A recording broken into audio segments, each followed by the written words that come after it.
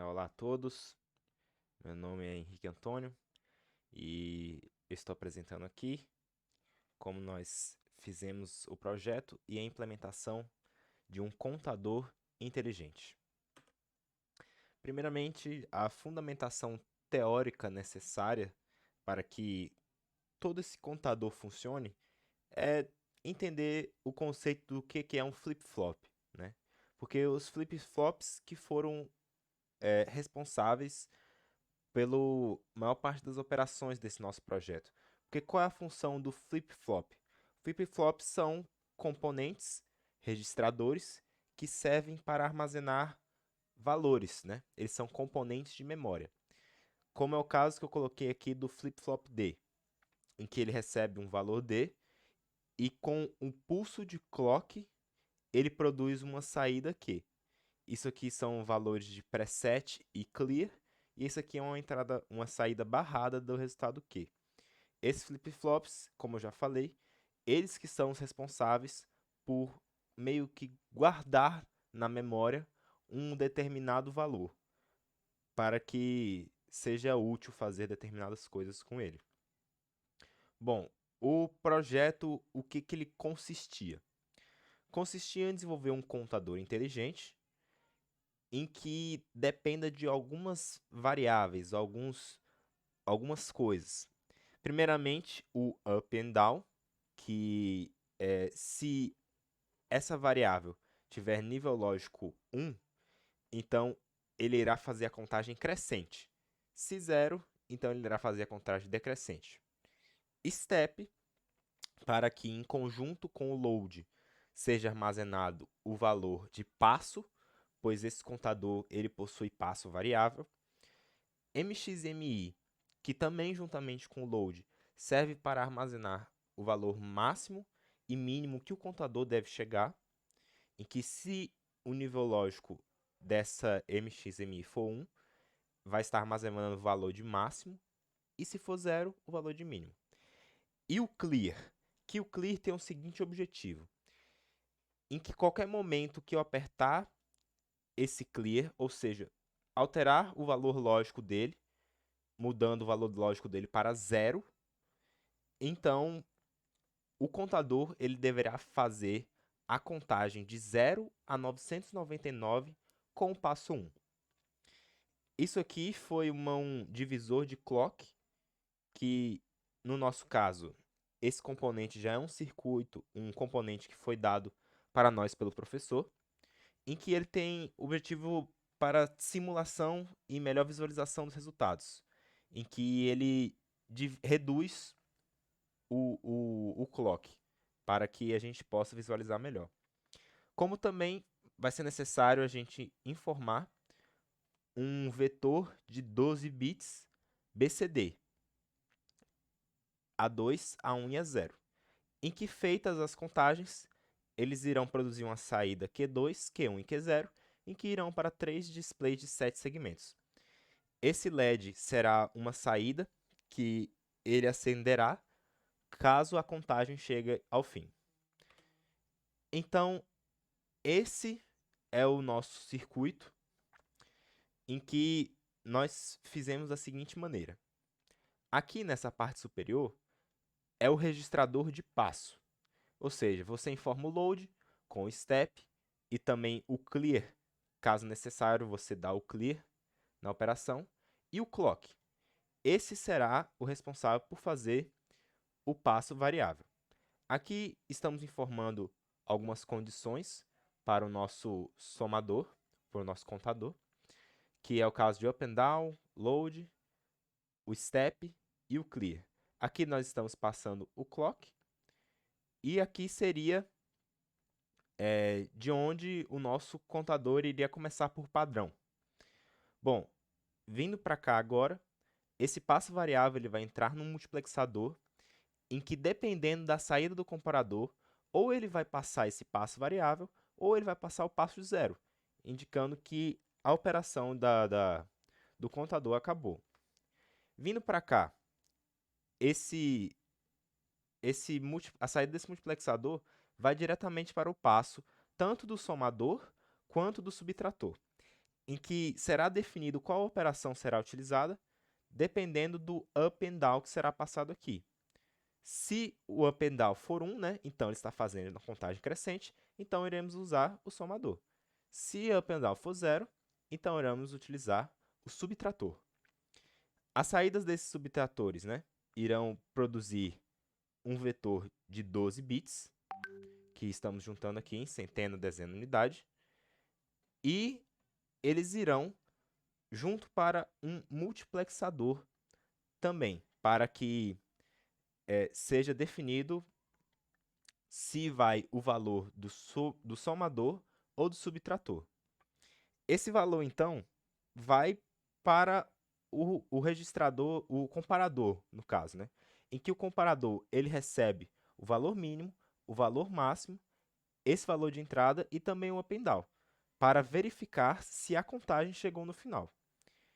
E aí sim ele remanda para cá novamente. Desse multiplexador, ele também sai para esse registrador de valor, em que ele é o responsável por armazenar o valor dessa operação aqui de soma ou subtração, e ele manda de novo para esse subtrator ou esse somador, para que seja responsável por fazer a operação, e assim vai indo. Essa operação só é possível graças aos flip-flops que estamos utilizando nos registradores.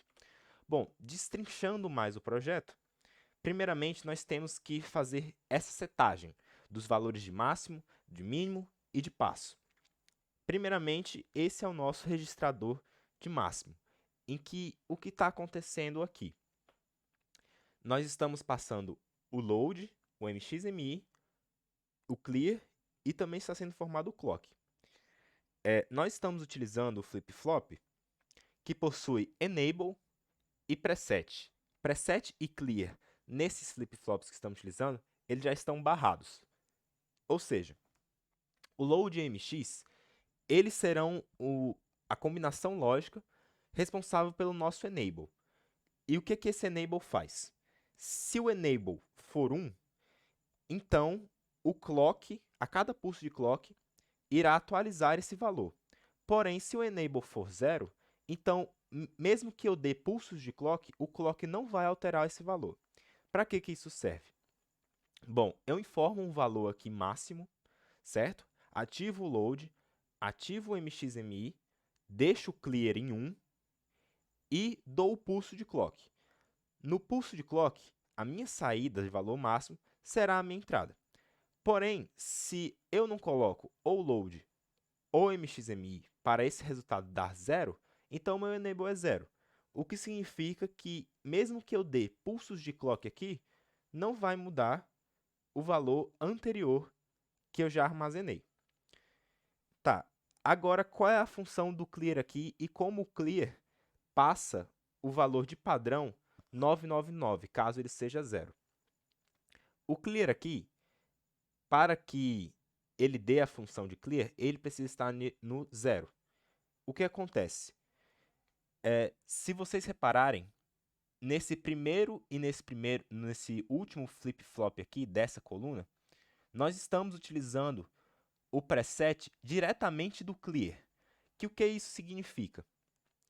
Que quando o clear tiver valor de 0, esse preset será 1, significando que a minha saída desse flip-flop, quando o clear for 0, ela será setada para 1.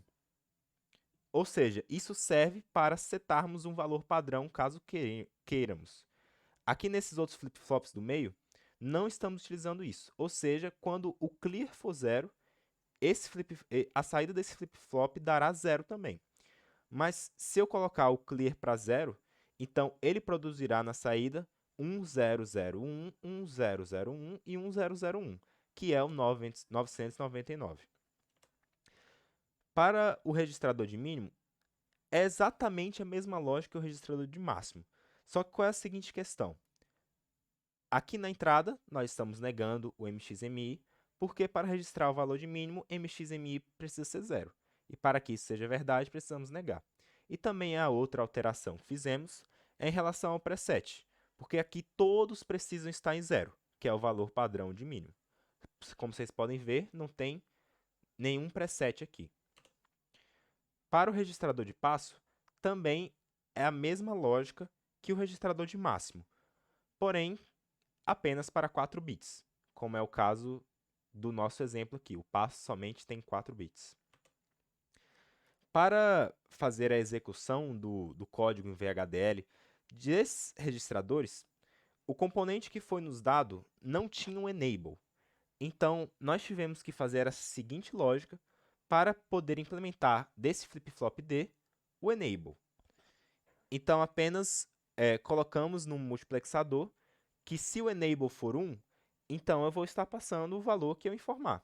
Porém, se o enable for 0, então eu vou estar passando o valor anterior, que é como funciona na lógica que eu tinha explicado, que é o que fizemos aqui, para esse registrador e também o registrador de mínimo e máximo. Bom, após você informar quais são as condições iniciais, o nosso circuito agora ele vai para ou subtrator ou somador. Que como funciona um somador e subtrator? Funcionam como somadores e subtratores normais, que eu estou informando aqui um vetor de 12 bits, que ele será dividido, e está acontecendo a soma de 4 bits em cada dessas unidades, unidade, centena e dezena, em que ele está somando esse valor com o passo a cada pulso de clock, e que produzirá a saída. Para o subtrator, funciona da mesma lógica aqui, só que aqui são os subtratores, que no caso são o somador com o complemento 2, né? Feito o complemento 2 no step.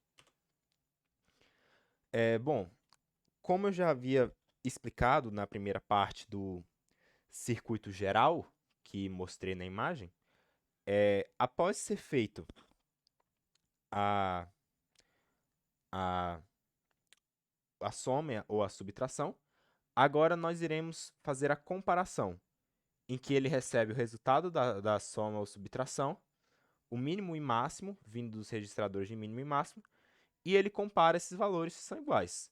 Se são iguais, ele irá retornar uma saída de 1. Bom, esse então foi o código, né, do nosso contador inteligente.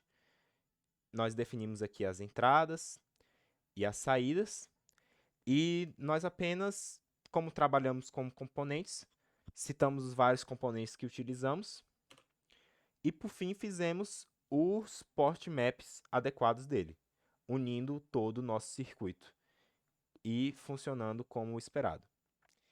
Bom, esse foi o nosso projeto de implementação também, e obrigado a todos.